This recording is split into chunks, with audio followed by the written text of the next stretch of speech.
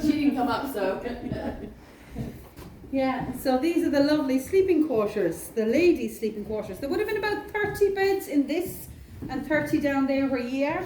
As you can see, only one fireplace. So there would have been kind of probably a row to get to the fire, but that fire would have been quenched. It would only have been lit for about 2 hours in the evening time. You couldn't have a fire going on here during the night. You're surrounded by timber and straw mattresses. Plus, that door was locked by the matron every night. Again, you couldn't have men wandering or women wandering, so the doors were locked. And a pot, a chamber pot down there and a chamber pot up here, and that would have been it. It would have been opened in the morning to let you out to have your breakfast.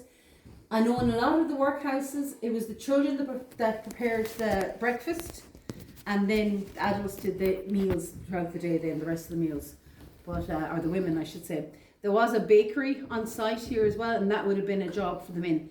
People ask, if it was a workhouse, what work was done? It wasn't productive work. We couldn't be in competition with the village. So if you had a tailor here, if you know, in fairness, if you were a tailor, you weren't in the workhouse because you had a job.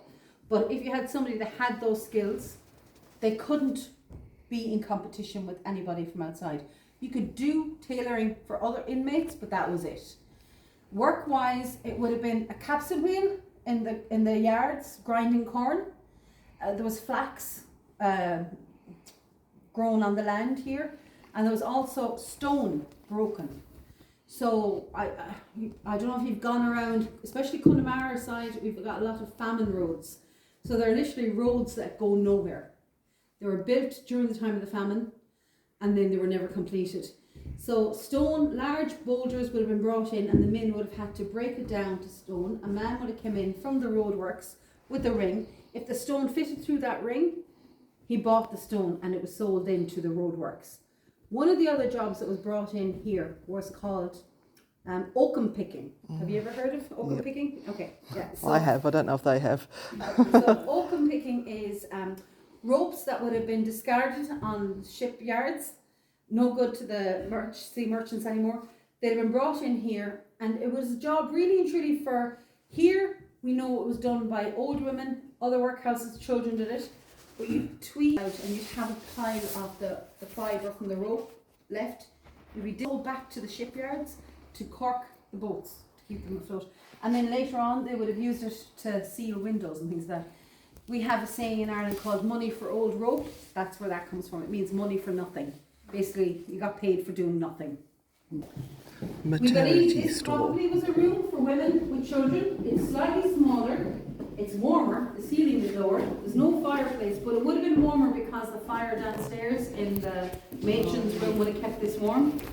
So this probably was for women with children. But again, this workhouse was never full to capacity. I'd imagine everybody slept together to keep warm. You know, they wouldn't have been spread out all over the place.